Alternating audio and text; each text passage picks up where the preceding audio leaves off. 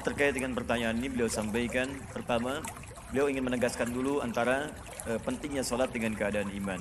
Jadi sholat itu sangat penting. Saya ulang, sholat itu sangat penting. Bahkan dari beberapa keterangan Al-Quran termasuk hadis Nabi SAW, sholat seringkali disebut dengan iman. Misalnya Allah menyampaikan di surah Al-Baqarah di ayat ke-143, wa ma kana Allahu liyudhi'a imanakum. Dan yang dimaksud iman di sini salat, ya. Jadi salat disebut dengan iman. Maka kata Umar bin Khattab radhiyallahu taala anhu, ya, maka orang-orang yang meninggalkan salat itu seakan enggak punya nilai dalam Islam. Tidak ada nilainya dalam Islam. Jadi mengaku muslim tapi enggak salat, itu enggak diberi nilai. Enggak ada harganya gitu. Enggak ada nilainya di Allah Subhanahu wa taala. Seakan-akan imannya dipertanyakan, kemana imannya? Kalau dia betul-betul beriman, maka iman akan dibuktikan dengan ibadah. Karena itu seringkali iman dalam Al-Quran disandingkan dengan ibadah setelahnya. Alladzina yu'minuna bil ghaib wa yuqimuna shalah. Setelah iman kemudian salat. Maka orang-orang yang beriman tapi enggak salat dipertanyakan keadaan imannya.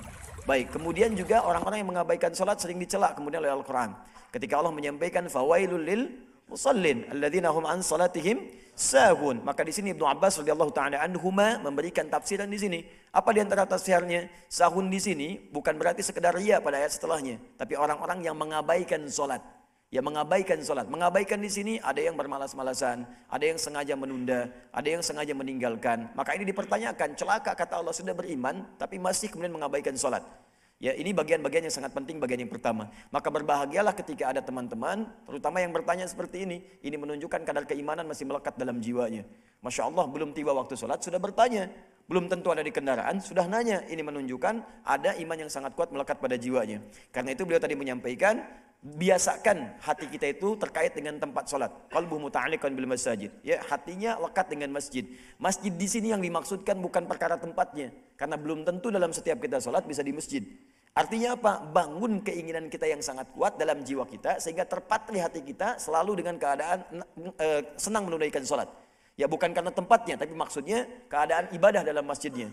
Maka jangan lupakan walaupun sedang berada di luar masjid, entah itu dalam suasana di kantor, di rumah, keadaan yang sangat terdesak, tidak terdesak, maka orang beriman itu walaupun tidak sedang di masjid, maka tetap hatinya lekat dengan ibadah-ibadah khususnya sholat. Maka dalam konteks pertanyaan tadi, beliau urutkan dulu ada skala prioritas. Kalau memungkinkan berjamaah, tidak sedang di kendaraan, maka yang pertama berjamaah.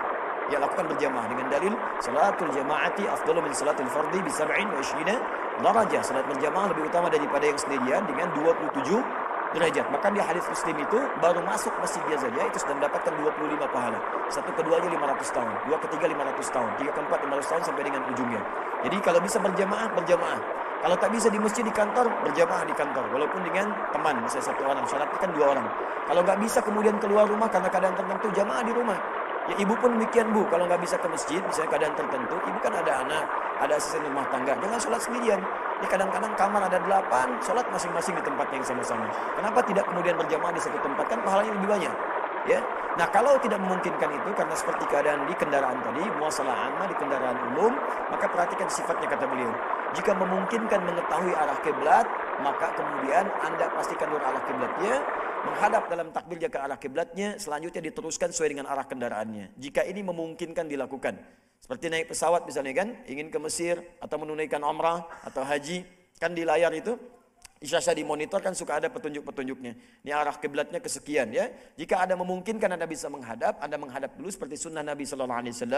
Beliau menghadap ke arah kiblatnya dulu, kemudian meneruskan sholatnya sesuai dengan arah kendaraannya. Jika memungkinkan. Jika tidak tahu sama sekali, maka Anda bisa menunaikan sholat ya sesuai dengan arah kendaraannya. Maka berlakulah di sini kemudian surah Al-Baqarah ayat ke-115 paling kiri di pertengahan. Walillahil masyriq wal maghrib fa aynama tuwallu fathamma wajhullah. Unzur ila diqqati ayatil Qur'anil Karim. Fathamma wajhullah. Wajhullah. Jadi Allah yang kemudian mengarahkan kita, bukan kitanya kemudian yang kesulitan untuk menemukannya. Di kemanapun Anda menghadap, ya menghadap saat tidak tahu kemudian timur dengan barat mana kiblatnya, maka menghadaplah dan disitulah kemudian Allah yang akan mengarahkan kita pada jalan-jalan yang benar dan insya Allah dengan ayat ini semakin sah benar dan tidak perlu mengulang kemudian dalam konteks waktu yang lain.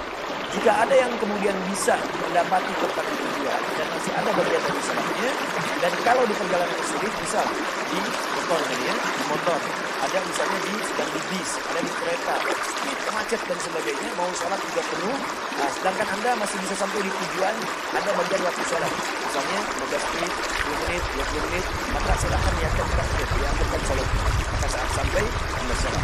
Tapi kalau ada kondisi darurat sama sekali misalnya, sampai di sana waktu sholat sudah hilang, maka kerjakan di kendaraan jika memungkinkan. Jika tidak, dalam keadaan berdiri, berdesakan, sulit, maka niatkan takhir sesampainya di situ baru kemudian Anda sholat. Dalam asbab darurat. Di kaidah usul fiqih, kaidah berbunyi ad-daruratu tubihul mahdhurat. Wallahu taala a'lam bis-shawab.